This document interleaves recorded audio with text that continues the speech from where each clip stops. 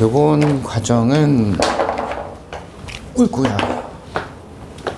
자, 우리 시험에 이제 기출 문제하고 그 다음에 기출 문항마다 제가 별도로 변형 지문 해가지고 OX 해놓은 게 있을 거예요. 요거를 이제 문제풀이하는 과정에 해당이 될 거고요. 그리고 이제 기출 문제풀이 첫 번째 강의이다 보니까 요거랑 병행해가지고 핵심적인 내용은 요약을 해가지고 짧게 이제 정리도 병행을 같이 할 겁니다. 이런 식으로 이제 갈 거고, 그 다음에 강의하는 속도가 기본 강의보다도 조금 많이 빠를 거기 때문에, 그래서 필기하거나 하실 때 너무 힘드실까봐 요 개념에 대한 거는 제가 별도로 필기해가지고 악필이지만 최선을 다해서 썼습니다. 일요일이 하필 요번 지난 일요일이 딱 하루 종일 쉬게 돼가지고 일요일 날 진짜 뻥 하나도 안 치고 12시간 넘게 썼습니다. 그럼에도 글씨가 그 모양이니까 양해를 부탁을 드리고 최대한 알아볼 수 있게 쓴다고는 썼으니까 그거 참고하시면 될 것 같고요. 그래서 강의 들을 때는 그 이제 개념 노트하고 문제하고 이제 같이 이렇게 왔다 갔다 하면서 꼭 필요한 것만 조금씩 더 추가적으로 필기하는 거. 그리고 필기하실 때 문제풀이의 계산 과정을 쭉 다 필기하려고 하지 말고 문제 이제 핵심적인 것들 요런 포인트하고 왜 이렇게 이걸 연결해서 풀게 되는지 그런 거 이제 풀이 과정 전체를 후반부에 계산하는 스타일이나 이런 거는 전부 다 개인마다 약간씩의 편차가 있고 자기 스타일이 있는 거기 때문에 제 풀이 과정을 모두 다 필기를 할 필요는 없습니다. 자, 그리고 기본 강의부터 쭉 들었으면은 대충은 아실 텐데, 일단은 문제를 풀 때는 오렌지색 같은 경우에는 조건, 그림의 어떤 표시 이런 거 할 때 오렌지색을 많이 쓰고요. 그 다음에 개념에 대한 내용이나 식에 대한 내용, 특히 이제 문제 푸는 핵심 개념과 식은 도입할 때 이렇게 샵 표시를 해가지고 설명을 조금씩 할 거고요. 풀이 전체는 노란색으로 합니다. 주로. 그리고 빨간색은 인강으로 보게 되면 이게 잘 안 보여가지고 빨간색은 잘 안 쓰고 가끔씩 가다가 강조하거나 뭐 동그라미 치거나 부득이 할 때 가끔씩 사용하는 식으로 진행을 할 거예요. 자, 그럼 이제 첫 번째 페이지부터 이제 1번 문제부터 들어가야 되는데요. 우선은 이제 제 교재에는 별 표시가 있는데 별 하나짜리, 2개짜리, 3개짜리. 이게 난이도 표시입니다. 그래서 올해 거를 기준으로 하게 되면 61회란다. 60회 기준으로 하게 되면은 별 1개짜리, 그러니까 가장 쉽다라고 할 수 있는 게 5문제가 출제가 됐고, 근데 이쪽은 여기서 이제 2문제가 조금은 이제 뭐랄까 우리가 교과서라고 하는 좀 그렇긴 한데 교과 외의 부분 같은 느낌이 출제된 게 2개가 있어요. 그래서 그쪽에 대한 거를 본 적이 없으면 보기도 어렵다라고 느낄 수도 있죠. 근데 그것 자체가 어려운 건 아니고 낯선 거고 보지 못해서 건드리지 못한 거기 때문에 난이도 자체는 낮습니다. 그 다음에 별 2개짜리가 3개, 별 3개짜리가 2개. 제가 선정한 걸로는 이렇게 되고요. 그래서 그 기존에 한 3년, 4년 정도의 문제 수준에 비해서는 전반적으로 어렵게 나온 게 맞고요. 이 직전에 한 12년 가까이를 분석을 해보면은 전체 개수 중에서, 그러니까 120문제 중에서 별 1개짜리가 대충 한 65%, 그러니까 6개에서 7개, 10개 중에서 보통은 이렇게 출제가 되고요. 그 다음에 얘가 30% 내외. 그러니까 이게 3개에서 4개 사이로 출제가 되죠. 적을 땐 2개. 그리고 얘가 5% 미만. 그래서 요 전년도 59회 기준으로 하자면은 이건 아예 없었고 요쪽 전반적으로 한 7개 정도가 쉽게 나왔고 약간 까다롭다 싶은 게 3개 정도였었거든요. 거기에 비해서는 이렇게 됐기 때문에 수험생 입장에서는 난이도가 확 올라갔다라고 느낄 수도 있어요. 그러면 당연한 얘기지만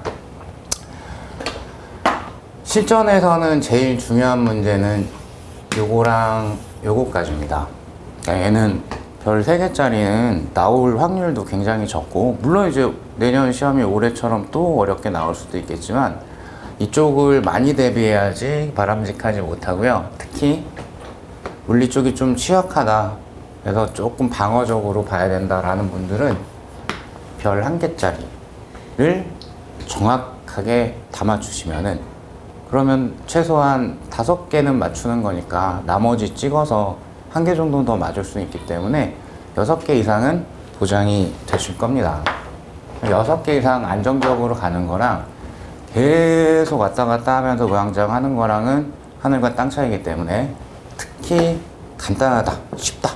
그러니까 별 1개짜리는 기준이 뭐냐면은 문제를 읽고 다른 방법이 떠오르는 게 조금 더 이상한 거, 내가 복습이 충분히 됐다면 그런 문제들이 별 1개짜리라고 보시면 돼요. 별 2개짜리다 그러면은 대부분의 경우는 그 문제를 해결하기 위해 가지고 추가적인 걸 끄집어 와서 2가지 이상의 개념을 섞어 가지고 적용을 한다든가, 주로 추론 형태, 추론이 많이 가미되어 있는 형태가 별 2개짜리라고 보시면 돼요. 그러니까 조금 이제 자기 시간이 어떻게 투자가 되냐에 좀 달라지긴 하겠죠. 그래서 꾸준히 대비하면은 별 2개까지도 거의 완전하게 대비가 가능하기는 해요. 마지막까지 꾸준히 하신다면은. 자, 뭐 요 정도 이제 설명을 드리고 본격적으로 이제 문제풀이를 진행을 하겠습니다. 내가 키가 작아졌나? 왜 이렇게 이게 높지? 자, 어쨌든. 자, 1번 문제부터 쭉 볼 건데요. 첫날이니까 약간의 잔소리?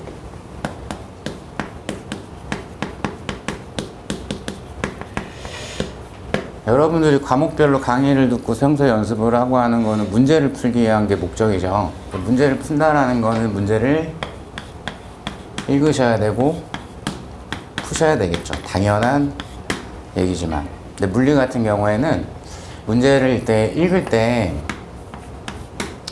뭐 다른 과목도 크게 다르지는 않을 것 같기는 해요. 가능하면은 마지막 질문에다가 표시나 체크를 좀 하시면서 문제를 보시는 게 좋아요. 물리 굉장히 능력자다, 그럼 아마 이 강의를 안 들을 거고, 여기 강의까지 도움을 받고 있다라고 그러면은 굉장한 능력자는 아니실 거기 때문에 문제를 푸는 과정에서 다시 문제를 봐야 되는 상황이 종종 발생을 할 겁니다. 그때 제일 먼저 보여야 되는 게 뭘 내가 찾고 있지가 제일 먼저 보여야 돼요. 그래서 질문에는 체크하거나 표시해 두시는 게 바람직하고요. 그리고 물리 문제는 지문과 그림으로 구성이 되어 있을 때가 많습니다. 그리고 역학 같은 경우에는 그림이 없어도 그림이 숨어 있는 경우가 많습니다. 그러니까 얘까지 지문 내용이다 라고 생각하면서 지문하고 그림하고 쭉 왔다 갔다 하시면서 보는 습관을 들이시는 게 좋아요. 그러니까 그림이 있으면 그림을 최대치로 활용을 하셔야 됩니다. 그림에 거의 문제 푸는 그 방법, 수단 이런 게 많이 숨겨져 있는 경우가 많기 때문에 그림을 적절하게 최대치로 활용을 좀 해주시면 좋습니다. 그 다음 직접적인 풀이는 얘가 되겠죠. 문제 해결을 위해서 이런 여러 가지 조건을 등장을 시킬 거예요. 그러면 이 조건을 가지고 문제풀이를 해야 되는데, 그러니까 표시가 꼭 들어가야 되는 게 질문 자체, 조건. 제가 조금 나무라거나 가끔씩 뭐라고 하거나 하는 게 문제집을 갖고 와서 질문을 많이들 하실 건데, 앞으로 어렸을 때부터의 습관이 그렇게 들어서 그런지 모르겠는데 문제 전체에 다 줄이 치워져 있는 거, 문제 풀면서. 문제 자체가 물리는 짧고요. 긴 문제는 별로 출제가 안 되고요.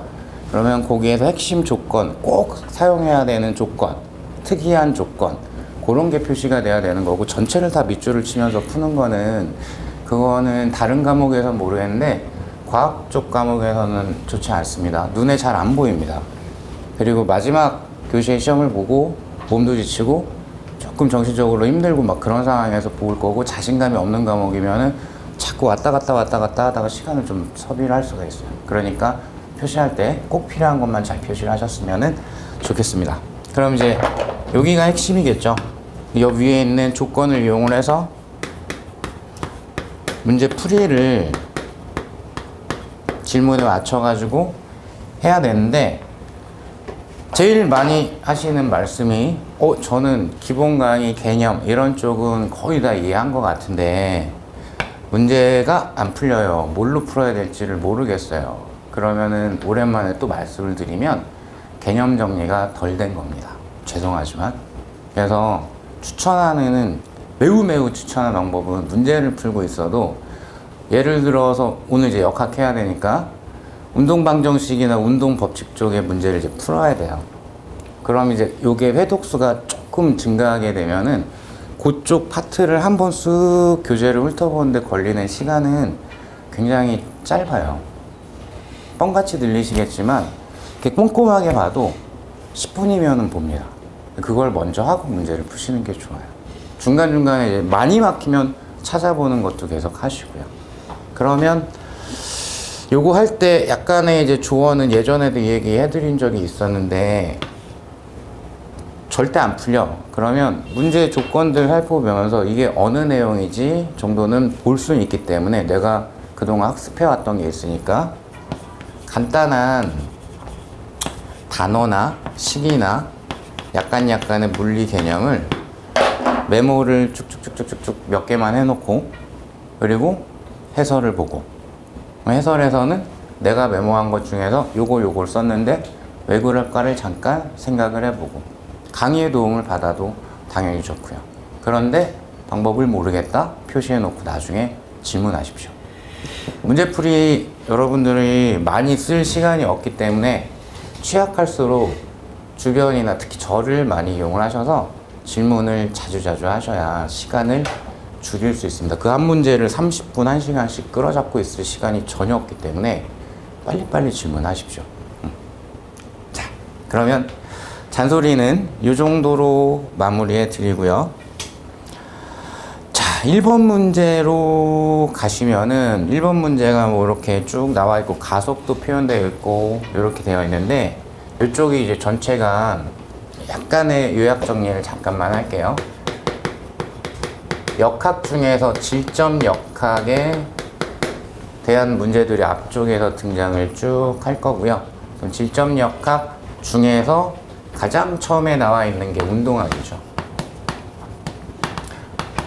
운동학 내지는 운동의 표현. 그래서 이쪽에서의 메인 내용은 위치, 속도, 가속도의 관계, 요걸 따지는 거죠. 그래서 당연히 속도 같은 경우에는 시간에 대한 위치의 변화율, 가속도 같은 경우에는 시간에 대한 속도의 변화율, 이렇게 되죠. 물론 변화율이기 때문에 순간값을 물어볼 수도 있다. 가끔씩 미분을 해야 될 때도 있다.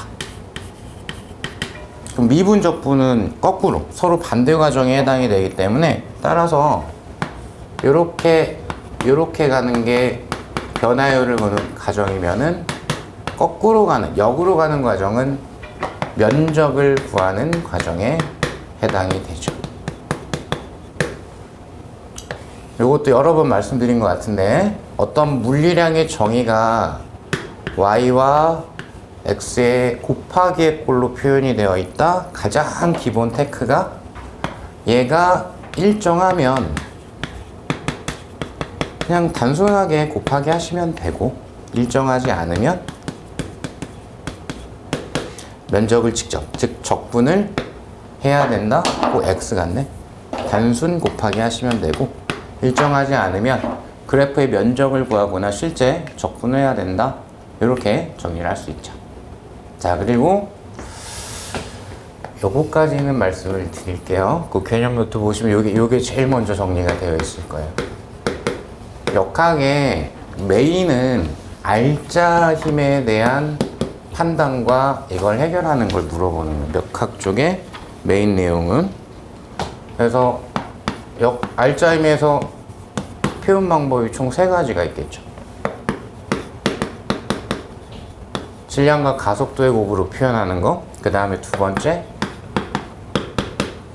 알짜힘과 시간의 곱이 운동량의 변화량, 알짜힘에 의한 충격량. 그 다음에 세 번째 표현이 알짜힘이 한 일이 운동에너지 변화량이다.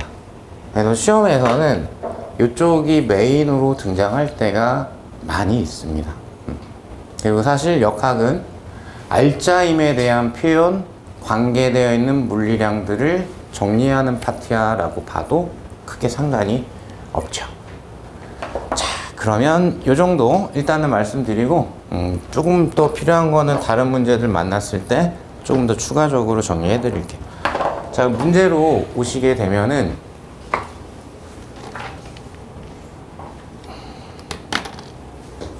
자, 플러스 X 방향으로 10m/s의 등속도 운동을 하고 있던 자동차가 원점을 지나는 순간 부터 3초 동안 그림과 같은 가속도로 운동을 한다. 그리고 가속도의 방향은 운동 방향과 같은 플러스 X 방향이다. 그럼 어쨌거나 원래는 등속도로 운동을 하고 있었는데 원점을 지나는 순간부터 가속도 운동을 했고요. 그죠? 그리고 플러스 X 방향으로 운동을 하고 있었는데 플러스 X 방향으로 가속도가 있었으니까 플러스 X 방향으로 즉 알짜힘이 있었으니까 얘는 무조건 빨라지는 운동을 했겠죠. 그죠? 자, 그래서 무조건 빨라지는 운동을 했습니다. 자, 그러면 이제 가장 먼저 직관적으로 보셔야 되는 게 여기가 등가속도 운동이었으면 좋겠는데 등가속도 직선 운동이 아니죠. 그죠? 가속도가 변하고 있으니까 내가 알고 있는 등가속도 정리로는 얘는 답을 구할 수는 없어요. 그럼 일단 등가속도란 말이 나왔으니까 등가속도 직선 운동 필수식 정리만 잠깐 요약하고 넘어가면은 등가속도 직선 운동은 식으로 풀거나 그래프로 풀거나 할 때가 많은데 아마 식으로 푸실 확률이 조금 높을 거예요.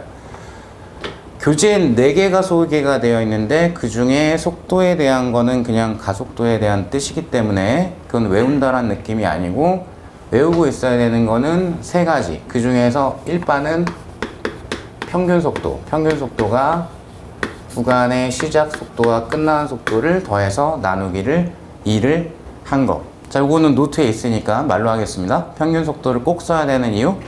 그 구간을 가속도 운동을 했음에도 불구하고 등속도 운동을 한 것으로 간주할 수 있는 속도.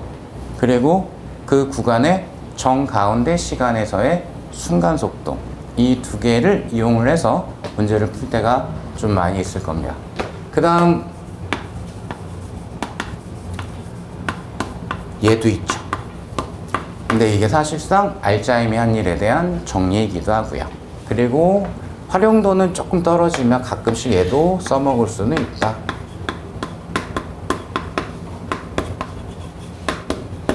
이 정도가 등가속도 관련된 식정리에 해당이 됩니다.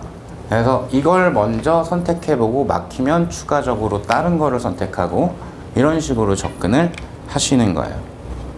자, 그럼 다시 문제로 돌아와가지고 자, 이런 상황이었는데 t는 3초일 때 원점으로부터 자동차의 위치를 질문을 했습니다. 물론 이제 0초일 때는 원점을 통과한다라고 되어 있죠.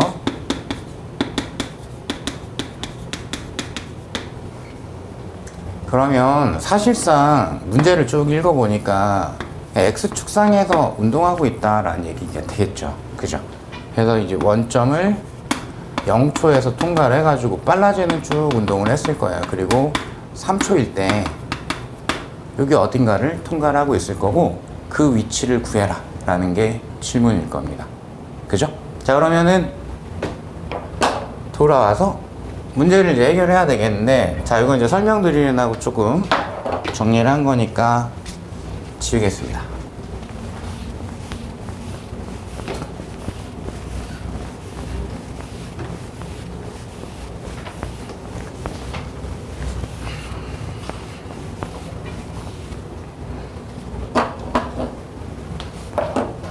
조건을 보니까 조건이 어쨌거나 저쨌거나 가속도 자료가 나와 있는데 마지막에 질문은 위치를 구해라 이렇게 되어 있거든요.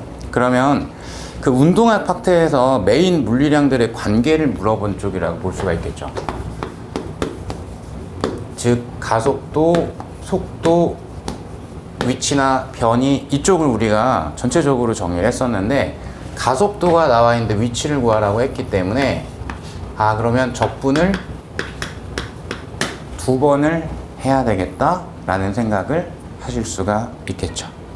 자, 요런 내용이 될 겁니다. 그래서 아, 적분해서 가야 되겠구나 라고 이제 생각을 하면서, 그러면 얘가 의미하고 있는 게 뭐냐면 가속도를 시간에 대한 함수로 표현을 해준 거죠. 그리고 직선 정도는 우리가 표현할 수 있으니까 일단 기울기는 마이너스 보고 3 변할 때 y도 3 변했으니까 1이죠. 그래서 마이너스 t 플러스 3이 a를 시간에 대한 표현한 함수라고 볼 수가 있겠죠. 그러면 여기로부터 속도를 구하겠다 라는 거는 a를 시간에 대해서 적분하겠다, 가속도를 적분하겠다 라는 뜻이 될 거고, 자, 그러면 적분을 해버리게 되면 마이너스 2분의 1 t의 제곱 더하기 3t 플러스 어떤 상수, t가 0일 때의 속도 값에 해당이 되겠죠. 그런데 원점을 통과하는 순간이 0초이고요. 그때까지는 10m/s의 등속도로 운동을 했기 때문에 이 자료가 10m/s가 되죠. 여기까지. 자, 그러면 이제 여기에서 뭐를 구할 수 있다? 위치에 대한 표현을 또 할 수가 있다. 그럼 위치는 당연히 속도를 시간에 대해서 적분을 해주시면 되죠.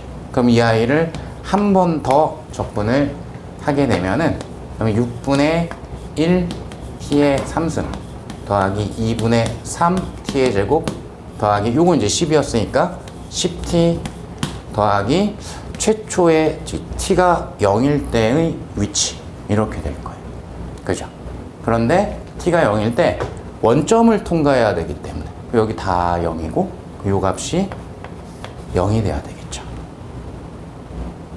되셨을까요? 그죠? 그러면 3초일 때 위치를 물어봤으니까 3초를 t에다가 대입만 해주시면 될 거예요. 그죠? 그럼 마이너스 6분의 27 더하기 2분의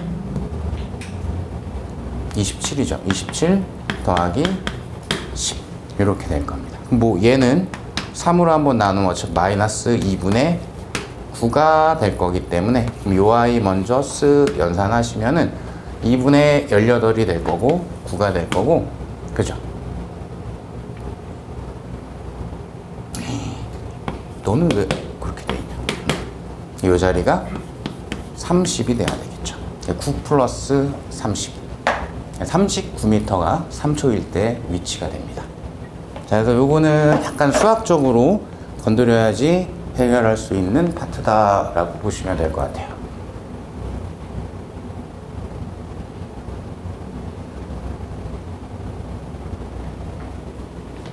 첫 시간에 첫 번째 문제랑 느리게 설명을 드린 거고요. 이거보다는 점점 속도가 빨라질 겁니다.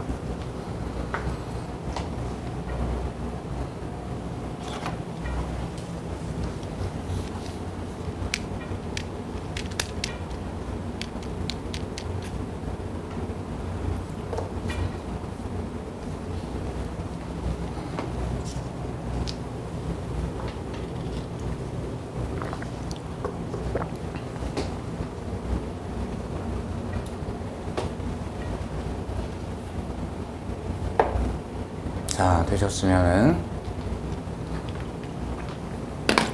2번 문제 넘어갑시다.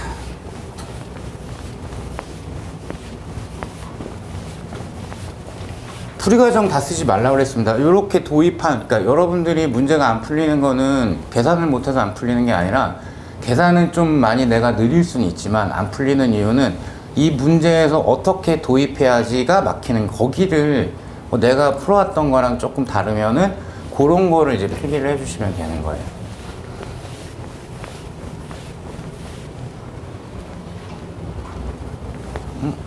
이 마우스는 왜 튀어나와 있는 거지?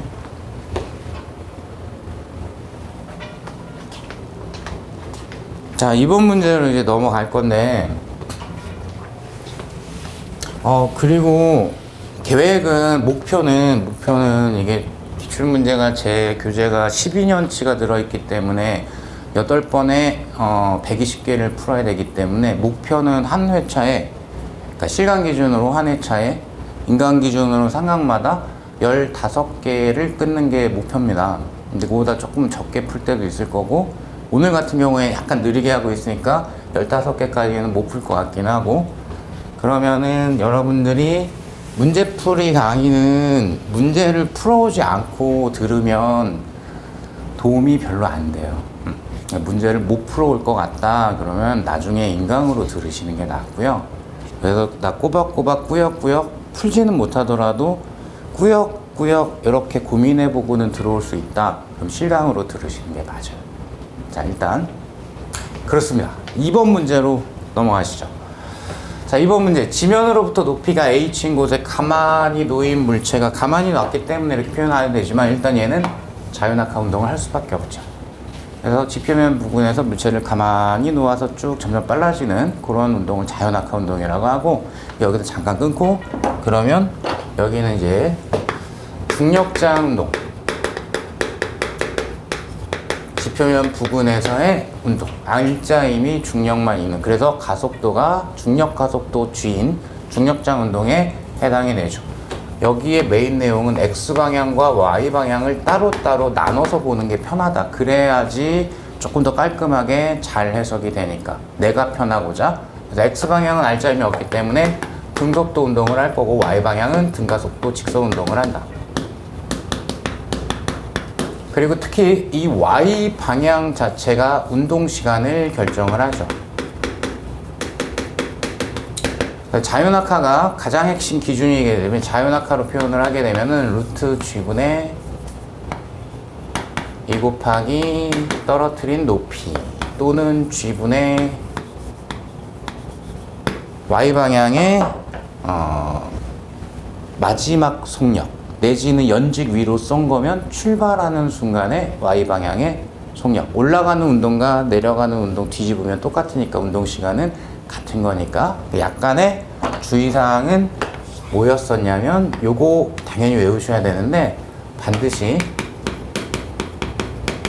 최고점이 들어가야 됩니다. 최고점에서 떨어뜨리는 시간, 최고점까지 올라가는데 걸리는 시간이라고 주의하시라고 그때 설명드리면서 말씀을 드렸었죠.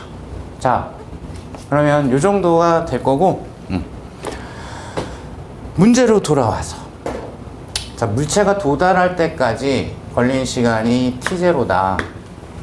자, 물체 운동 에너지가, 이쪽 이제 다른 거랑 약간 섞어 놓긴 했죠. 그래서 보통 이렇게 두 가지 개념이 섞여 있으면 약간 난이도가 높다라고 봐도 되는데, 그러니까 완전 초심자한테 이 문제가 좀 복잡한데 라고 느껴질 수도 있어요.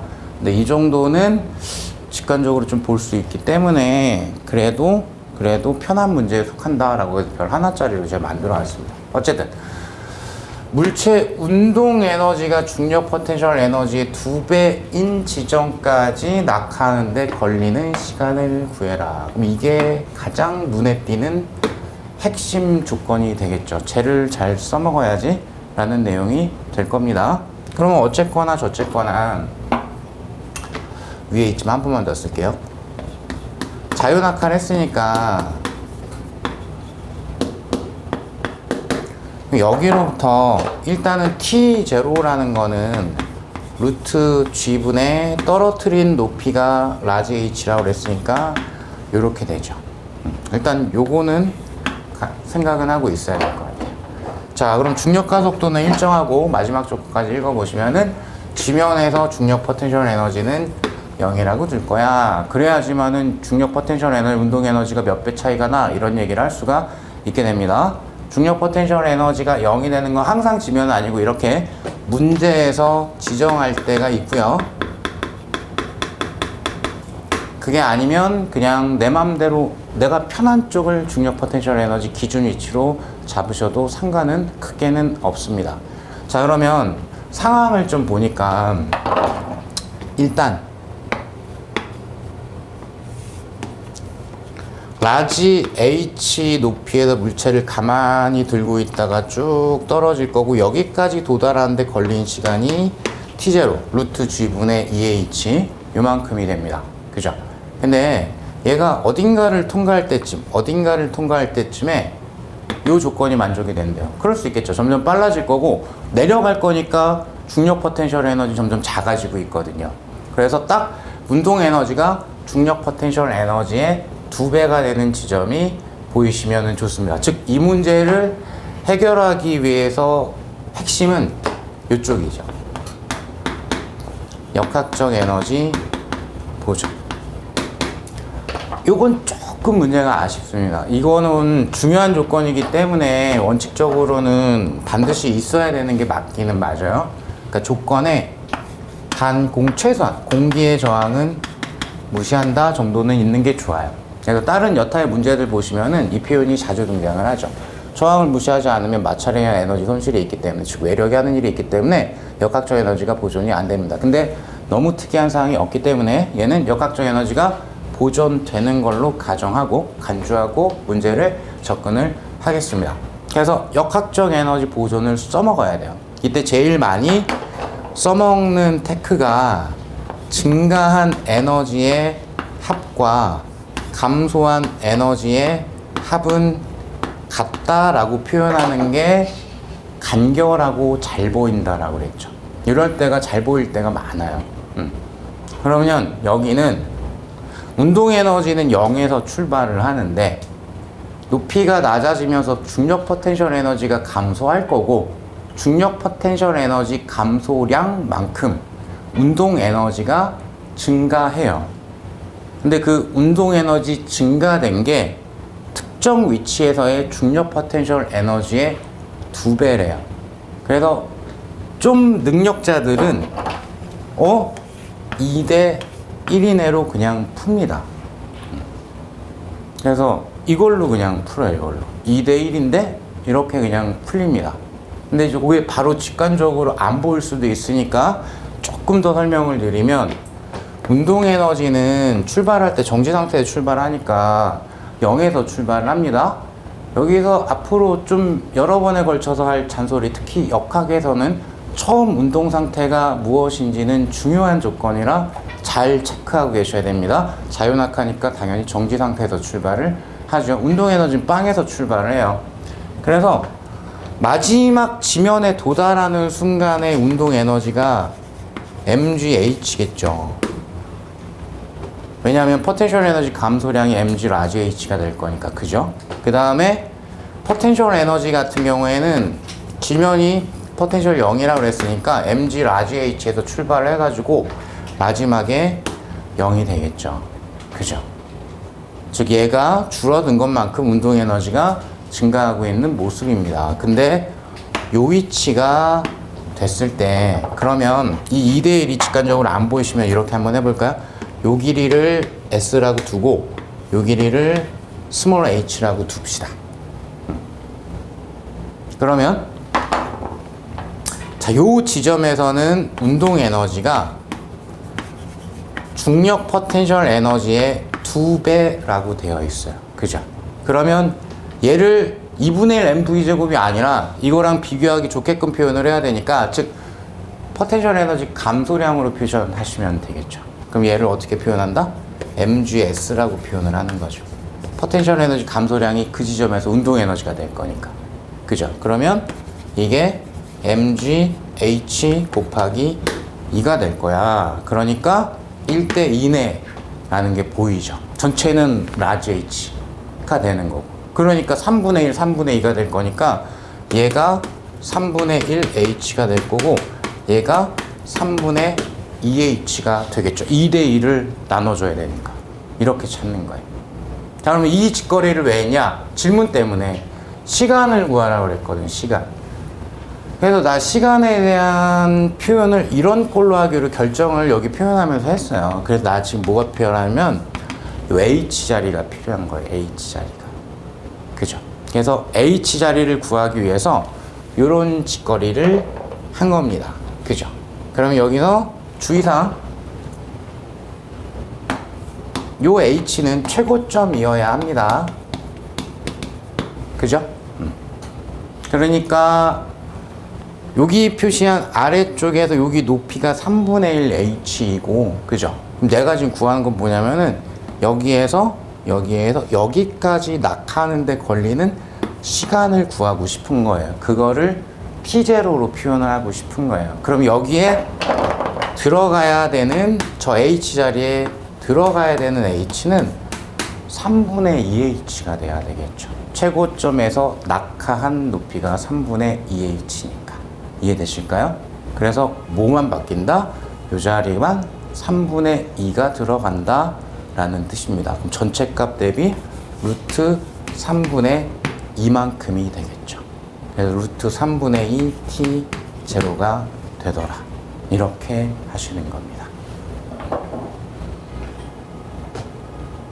역학에서 이 정도 문제가 쉬워 라고 되기 시작하면은 그러면은 꽤 실력이 많이 상승하시게 되는 거예요. 이거는 아직 정리가 좀 덜 돼 있고 내가 버벅대고 있는 분들한테는 꽤 어려울 수 있는 문제입니다. 상처 입지 마시고 별 하나인데 나는 이거 어렵던데, 당연히 그럴 수 있습니다. 두 가지의 개념을 섞고 있고 그림에 대한 거를 내가 조금 접근할 수 있어야 되고, 그래야 좀 편하게 풀 수 있거든요. 안 그러면 막 식이 날아다닐 거예요. 자, 다시 질문이 시간을 구해라. 근데 자유낙하와 관계된 시간이기 때문에 얘나 아니면은 얘를 가지고 비교를 하려고 해요.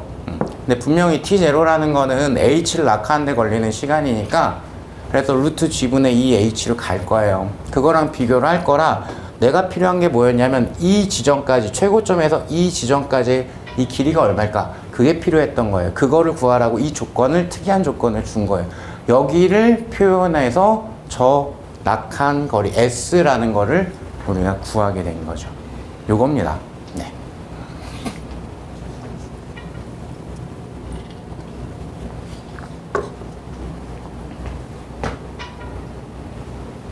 제가 정신이 많이 없었습니다. 일단 여기에 변형 문제 풀고 앞에 것도 풀게요.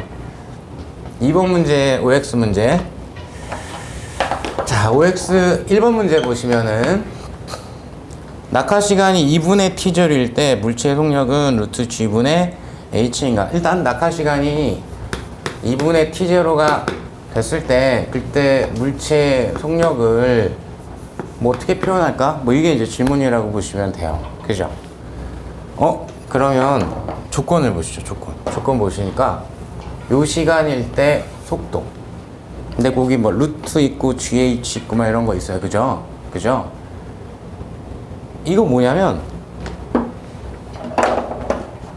어느 시간에서의 속도를 표현을 해라. 근데 이게 가속도가 있는 운동이죠. 등가속도 직선 운동이라고 봐도 좋고, 내지는 가속도가 G로 일정하기 때문에 가속도의 정의를 물어본 질문이에요. 가속도가 시간에 대한 속도 변화거든요. 근데 여기가 가속도가 G로 일정합니다. 그죠? 그러면 2분의 T 제로라는 시간 동안에 속도는 0에서부터 스타트를 해가지고 2분의 T0가 지났을 때 그때를 뭐 V라고 둡시다. 그러면 속도의 변화가 0에서 V만큼 변한 거죠. 속도 변화 얼만큼? V만큼 있었던 거예요. 이걸 구하는 거예요. 그죠? 그런데 T0가 루트 G분의 2H였거든요. 그죠? 이해되실까요? 요거를 볼 수 있습니까? 라고 이제 질문을 드린 거죠. 자, 그래서 1번 루트 GH가 아니라 루트 2G분의 H가 돼야, 2G란다. 루트 2분의 GH가 돼야 할 것 같습니다.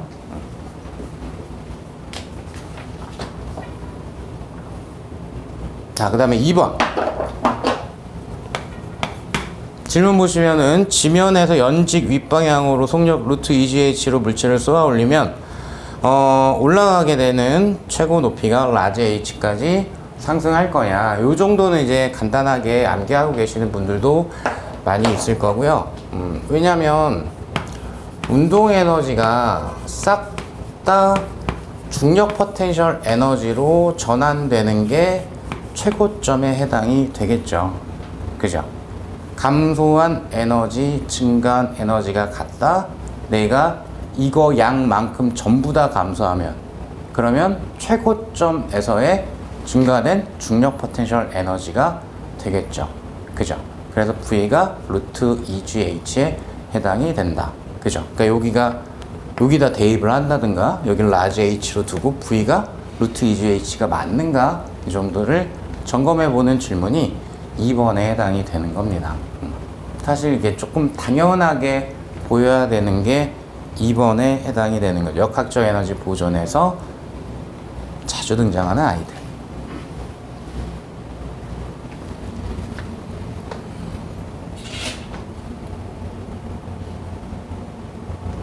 안 보일까봐 감소한 에너지가 증가한 에너지와 같다라고 표현한 거예요.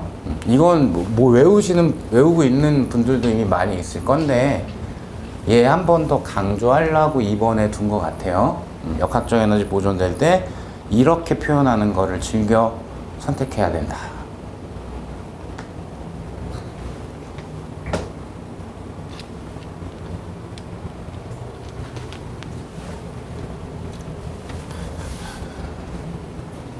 질문이 너무 없는데?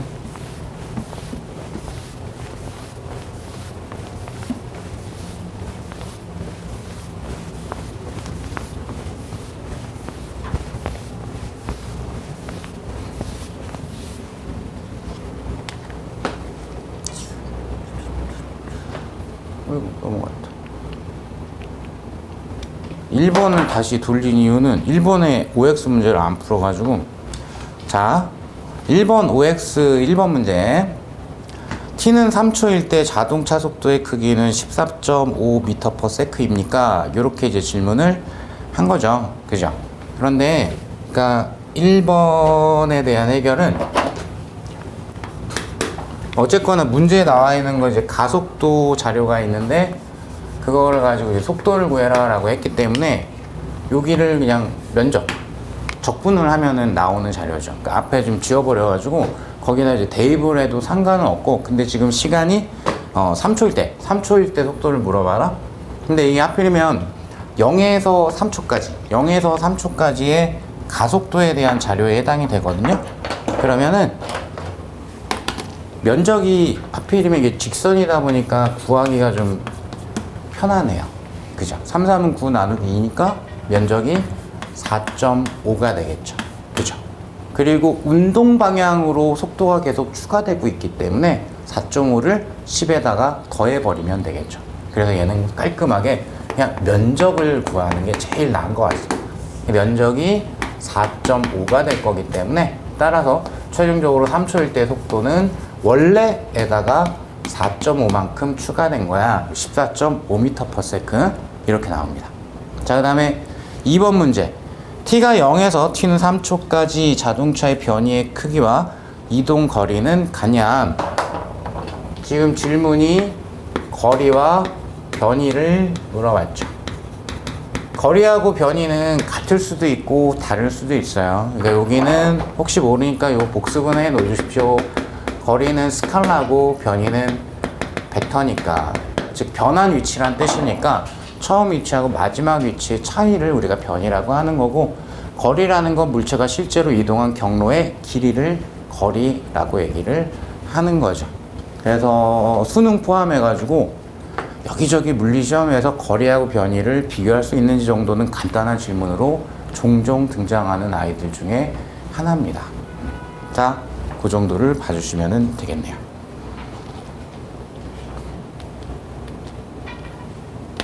3번 문제 넘어갑시다. 3번 문제. 문제 보시면은 그림과 같이 질량이 같은 물체 ABC를 수평면과 이루는 각이 30, 45도, 60도가 되도록 동시에 던졌다. 일단 뭐 약간 특이해 보이는 조건이 질량이 같다라는 표현이 있고요. 그 다음에 각도 30도, 45도, 60도의 각도로 쓸 거야. 그림 딱 봐도 우리가 정리했었던 포물선 운동이네 라는 건 눈에 보이긴 하네요. 자, 세 개의 물체가 아까 포물선 운동을 했고 ABC의 초기 속력은 모두 다 같았다. 처음 속력 똑같은 걸로 다 던졌다 라고 되어 있습니다. 근데 ABC가 최고점에 도달할 때까지 걸린 시간을 TA, TB, TC라고 할 때, 그러니까 여기서 최고점까지, 여기서 최고점까지, 여기서 A의 최고점까지 가는데 걸리는 시간, 이렇게 되어 있는데 일단 여기에서 잠깐 끊고, 어쨌든 운동 시간은 Y 성분에 의해서 결정이 되고 루트 G분의 2H 또는 G분의 출발할 때 초기 속력 또는 도착할 때 초기 속력 Y 성분, 이렇게 되는 거죠. 근데 지금은 올라갔다가 다시 원래 위치까지 내려가는 과정이기 때문에 요거에다가 요거 문제 푸는 개수가 뭐 이것도 이 문제집도 굉장히 많다라고 느끼실 수 있는데 다른 시험 준비하시는 분들에 비해서는 적어요. 어쨌든 문제 푸는 개수가. 요거 그래서 생각보다 잘 놓칩니다. 올라갔다 내려오면 더블이야 당연히. 그죠? 곱하기 2 들어가야 되겠죠? 자, 그러면 얘는 막 식으로 푸냐가 아니고 중력자 운동에서 운동 시간 여기 다 들어가 있는 게 다 Y 성분이에요. 연직 성분이 운동 시간을 결정하죠. 이 질문과 똑같은 질문을 없어 보이는 표현으로 하면 누가 제일 많이 올라갈게? 같은 질문입니다. 많이 올라가면 당연히 올라가는데 시간이 오래 걸립니다. 그래서 제일 많이 올라간 C가 운동 시간이 제일 크고요. A가 운동 시간이 제일 작습니다. 이 문제를 풀 때는 초기 속력은 똑같다도 필요가 없습니다. 초기 속력 똑같다 이렇게 하려면은 이런 거 딱 주려면 저것도 써먹어야 되니까 그 변형 문제에 있는 스타일 그런 식으로 질문하는 게 좋아요. 그러면 뭔가 좀 계산도 추가해서 할 수가 있고, 얘는 이렇게 문제를 조금 성의 없게 냈어요. 그냥 보면서 막 쓰기 전에 얘가 제일 높이 올라갔는데 얘가 시간이 제일 오래 걸리는데 1초 컷으로 끝내야 됩니다. 이 정도는. 자, 그래서 이건 설명을 드렸고, 그래서 좀 더 좋은 질문이 변형 문제니까 그쪽을 체크를 해보죠. 1번 TC랑 C가 최고점까지 가는데 걸리는 시간, 그 다음에 A가 최고점까지 가는데 걸리는 시간에 관계가 이렇게 돼? 라는 게 질문이죠. 그러면은 딱 정확하게 계산도 해서 표현을 좀 해야 되네 라는 거죠. 그러면 A, B, C, D가 각각 쏘여지는 각도가 30도, 45도, 60도니까. 그죠? 그리고 요거를 써먹어야 되니까. 그러면 시계에 대한 선택을 이쪽을 해야지 비교가 잘 되겠죠. 그죠? 그러면 일단 A가 최고점까지 가는데 걸리는 시간은 G분의 V0 Y 성분의 초기 속력이니까 V제곱 여기에 사인 30도 이렇게 되겠죠. C가 최고점까지 가는데 걸리는 시간은 G분의 V0의 Y 성분, 그래서 사인 여기가 60도가 돼야 되겠죠. 그러면 기호는 다 똑같고 기호 같은 거 확인했으면 몇 대 몇인지만 보면 되는 거니까 숫자만 보면 여기 2분의 1 있고 여기는 2분의 루트 3이 있는 거죠. 그래서 1대 루트 3이에요. 그죠?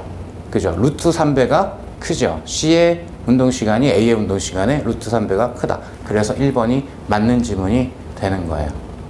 되셨을까요? 그 다음에 2번으로 넘어가면은, 자, 그럼 이제 여기까지 풀면서 눈치챘겠지만 이 문제가 엄청 성의가 없죠. 이것도 필요가 없는 조건입니다. 뭘 써먹어야 되나 보다. 보통 문제 만들 때 성심성의껏 만들기 때문에 쓸모없는 조건은 가급적 문제에 이렇게 설정하거나 하지 않아요. 근데 저거는 의미 없죠. 지금 어떤 식에도 질량은 들어가지 않습니다. 지금 얘가 특히 A든 B든 C든 가속도는 다 G로 똑같죠. 그죠? 그래서 어쨌든 동일한 가속도 운동을 한다. 자, 그러면 2번 문제 보시면 A와 C의 수평 방향 이동 거리가 R일 때 B의 수평 방향 이동 거리는 루트 3 R이냐? 수평 방향의 이동 거리를 이제 질문을 했는데 포물선 운동할 때 가급적 대부분의 수험생이 외우니까 어쩔 수 없이 나도 외우긴 해야 되겠다. G분의 V0의 제곱 사인 2세타 암기는 하시대요. 얘가 훨씬 더 중요한 게 아니고 뭐 빈도가 이게 더 높다고 하더라도 X방향에 대한 이해, X방향 속도는 등속이기 때문에 일정한 속도 곱하기 총 운동 시간이 수평방향 이동 거리 X 성분이 되겠죠. X방향은 등속도이다 라는 이해가 더 중요한 겁니다. 자, 그래서 이걸 쓸 거예요. 이거를 누구랑 누구 비교하라고 그랬더라? A하고 C를 비교하라고 그랬죠. 그러면 일단 A의 수평방향 이동 거리는 요거 그대로 써봅시다. G분의 초기 속력 다 똑같다고 그랬으니까 V0의 제곱 그럼 사인 2세타니까 여기가 60도로 들어가면 되겠고요. 그 다음에 C 같은 경우에는 C 맞나? B였나? 아, C가 아니라 B였구나. A와 C의 이동 거리가 R일 때, 자, C 또 C라고 쓴다. B 들어가면 G분의 V0의 제곱 사인 45도의 2배니까 여기가 90도로 들어가 주면은 되겠죠. 그러면 여기는 숫자만 보면 이제 2분의 루트 3이니까 기호가 다 똑같으니까 여기 숫자만 보시면은 1이죠.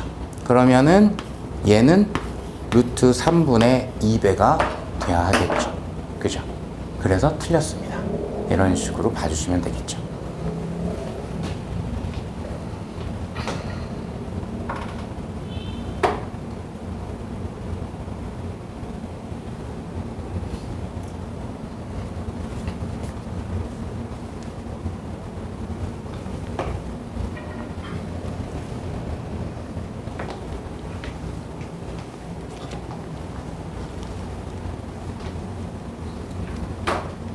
자, 드셨으면은 조금 많이 넘어가서 34번 있는 곳. 자, 작은 제목의 타이틀은 운동법칙이라고 되어 있습니다. 역시 운동법칙 짧게 서머리 복습을 하시면은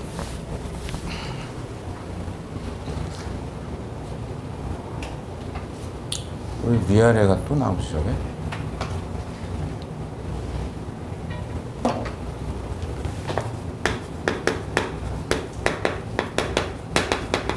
자, 운동법칙 1법칙, 2법칙, 3법칙이 있고요. 1법칙이 관성의 법칙, 이름은 2법칙이 가속도의 법칙, 3법칙이 작용, 반작용의 법칙이 되죠.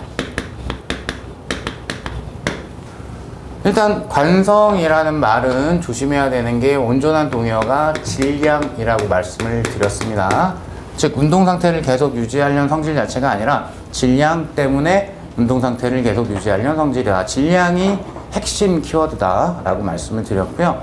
그리고 얘는 뭐 하는 거냐,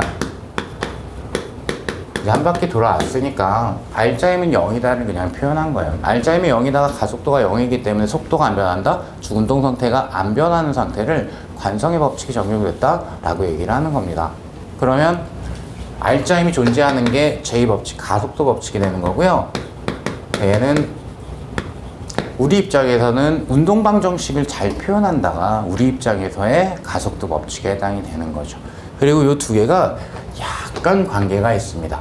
물체가 속해 있는 공간, 그 개가 가속도가 있는 운동을 하게 되면 물체 내부는, 즉 물체는, 내부에 있는 물체는 질량이 있기 때문에 관성력이라는 가상의 힘을 발생을 시킬 수가 있죠. 그래서 90% 이상은 관성력을 표시하지 않고 문제를 푸는 게 90% 이상입니다. 시험지를 바라보고 있는 내 입장에서 힘 표시를 보통 하기 때문에 예외적으로 가끔씩 그 공간에 물체랑 같이 있는 것처럼 생각하면서 푸는 게 편할 때도 있다라고 얘기를 드렸죠. 즉 얘를 표시한다, 표시하지 않는다의 기준은 내가 외부에서 관찰하고 있다, 관성력을 표시하지 않는다. 내부에서 관찰하는 걸로 문제를 풀 거다, 관성력을 표시할 거다. 가장 대표적인 아이가 개념표현 교재에 있는 예제입니다. 거기서 뭘 뿅 떨어뜨렸을 때 걸리는 시간, 엘리베이터가 가속도 운동을 하고 있을 때 그쪽을 대비를 하고 계시면 될 것 같아요. 자, 그 다음에 작용 반작용의 법칙, 주어와 목적어가 바뀌어 있는 관계, 관성력을 제외하고는 항상 성립하는 법칙, 이렇게 우리가 정리를 하고 있었죠. 그리고 힘을 표시할 때 힘에는 그러니까 주어 목적어가 있는 거기 때문에 요거 힘 표시해서 문제 풀어야 될 때도 많기 때문에 힘 표시할 때 늘 생각하고 있어야 됩니다. 목적어가 그 물체인 거를 생각하면서 표시를 해야 되는 거죠. 그죠? 내가 알짜임을 구한다 라는 거는 그 물체가 목적어인 모든 힘들의 합을 구한다라는 뜻이거든요. 그죠? 이게 기본기 중에 하나이기 때문에 항상 신경 쓰고 계셔야 됩니다. 힘 표시를 내가 직접 해야 돼. 물체가 목적어인 아이들만 표시를 해야 되는 거예요. 항상. 그죠? 자, 이 정도 이제 하고, 그리고 여기서 마찰력이 등장을 하기 때문에 여기다 쓸까? 여러 가지 이제 등장하는 힘들 중에서 마찰력만 살짝 정리를 해버리면, 마찰력은 이건 빨간색으로 겁나 크게 써야 되겠다. 왜냐하면 아직도 여전히 제가 질문을 받고 있거든요. 속상하게. 미끄러지는 걸 방해하는 힘이 마찰력이라고 했습니다.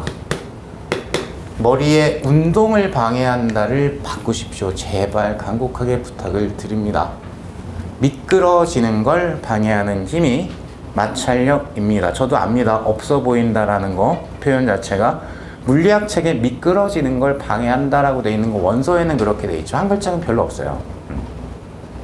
완전히 없다라고는 얘기 못 하겠고, 아무튼 한글책으로 되어 있는 건 제 책밖에는 못 봤어요. 원서는 많이 있는데 이게 올바른 표현입니다. 미끄러지는 걸 방해하는 거기 때문에 항상 마찰력의 방향은 미끄러지려는 방향 또는 미끄러지는 방향과 반대 방향이 돼야 합니다. 마찰력이 있으려면 최소한 미끄러지려고는 해야 합니다. 미끄러지는 걸 방해하는 힘이니까. 그죠? 종류는, 마찰력의 종류는 정지 마찰력과 운동 마찰력 두 가지 있는 거고요.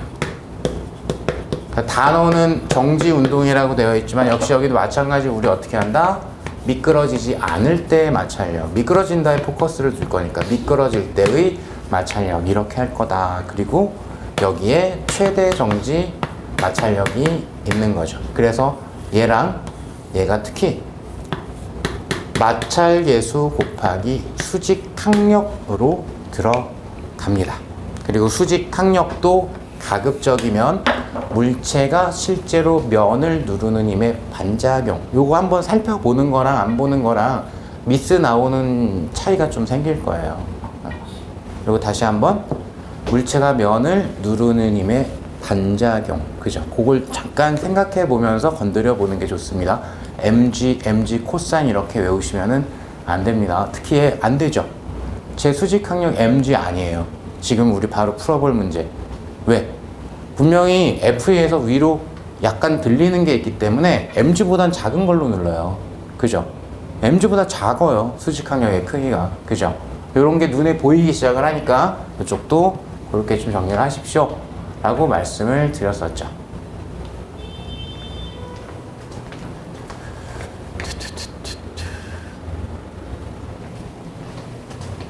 자, 그러면 문제로 돌아와가지고 어이구, 시간 요거까지만 풀고 잠깐 쉴게요. 수평면에서 놓인 질량이 라지엠인 물체를 수평면과 임의의 예각 세타를 이루는 힘 F로 당기는 것을 나타낸 것이고요.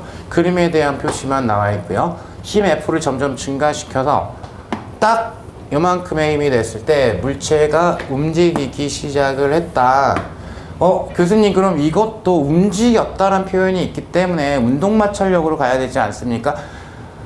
아주 정확하게는 움직일 때니까 운동마찰력이 맞는데 요거는 약간 이게 숨어있는 약속 같은 게 움직이는 순간이다 이런 표현이 나오면은 움직이기 직전, 원래 직전이라고 하는 게 제일 좋아요 라고 우리가 생각하는 게 있는데, 이게 시작이란 표현이 움직이기 직전, 움직인 이후에는 이제 딱 그 순간이 좀 애매하잖아요, 그죠? 왜냐면은 미끄러지는 순간에는 최대 정지 마찰력 찍고 운동 마찰력으로 바뀌기 때문에 그 직전이라고 그냥 생각하시면 됩니다. 그래서 얘 뭐 찾는 거다? 이거 최대 정지 마찰력에 대한 내용이 되겠죠. 여기에도 있는 것처럼 최대 정지 마찰력으로 갈 건데, 최대 정지 마찰력은 정지 마찰력의 한 종류입니다. 그리고 정지 마찰력은 기본적으로 미끄러뜨리려는 힘, 즉 외력과 크기가 같고 방향이 반대죠.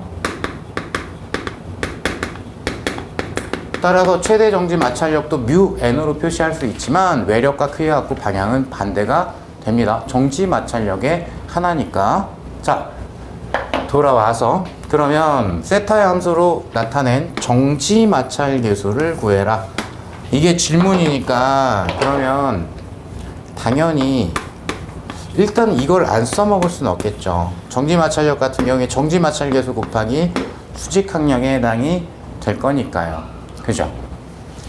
그러면은 요거까지는 표현할 수 있을 것 같은데, 그럼 얘를 좀 깔끔하게 정지 마찰력 자체를 표현해야 되니까 어느 내용이 들어가야 되는 거냐? 여기가 들어가야 되는 거죠. 정지 마찰력도, 최대 정지 마찰력도 외력 중에 하나야. 따라서 자, 흰 표시 조금 해보시면 얘는 분명히 오른쪽으로 미끄러지려고 하기 때문에 마찰력이 미끄러지려는 방향과 반대 왼쪽입니다. 그죠? 그리고 Y 성분에 대한 것도 있기 때문에 Y도 표시를 합시다. F가 하필 Y 성분이 있으니까 Y 성분이 일단 중력이 있고요. 얘가 얘를 눌렀으면 반작용으로 수직 항력도 있겠죠. 이런 게 빨리빨리 커트 돼야 돼요. 얘가 얘를 누르는 힘은 제가 표시하지 않았습니다. 왜? 목적어가 면이니까. 목적어가 물체인 것만 표시를 해야 되니까. 그죠? 됐죠?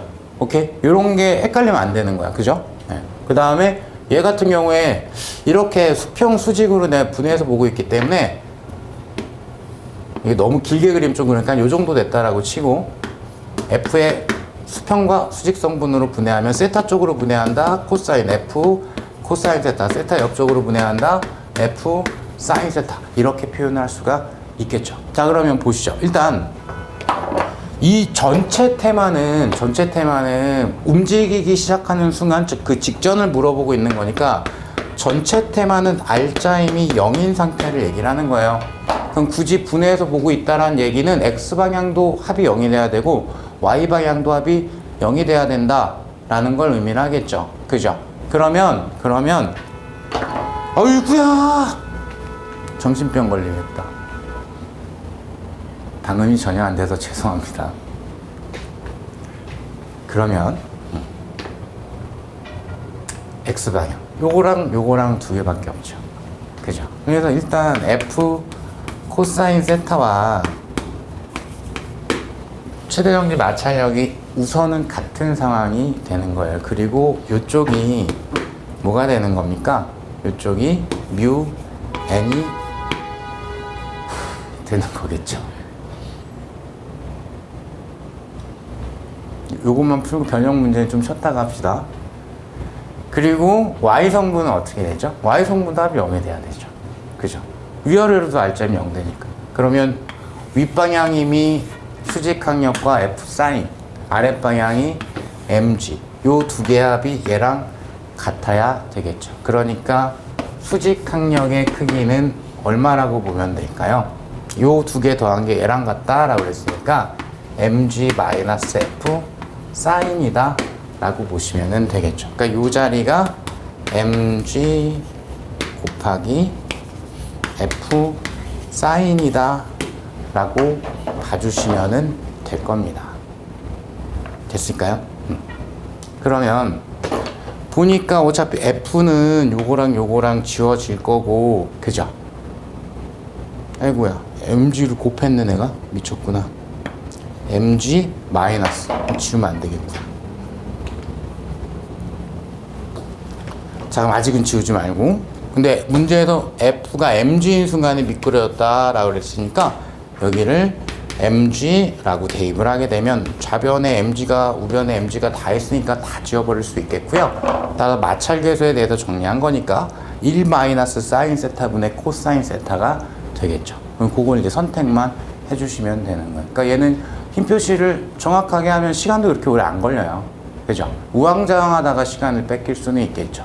그러니까 대놓고 시간 오래 걸리게 하는 계산 문제는 올해 같은 경우에도 거의 없었다.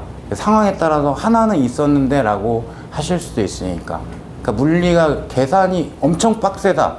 이런 거는 안 나옵니다. 제가 알기엔 화학에선 그런 게 조금 나올 수도 있는 걸로 알고 있는데 물리는 진짜 너무 심하게 계산이 빡센데 그런 거는 없어요. 그러니까 계산 때문에 막 시간이 부족하거나 그럴 상황은 물리에서 발생하지는 않아요. 자, 그러면 마음의 휴식을 위해서 잠깐 쉬었다가 다음 진도 나갑시다.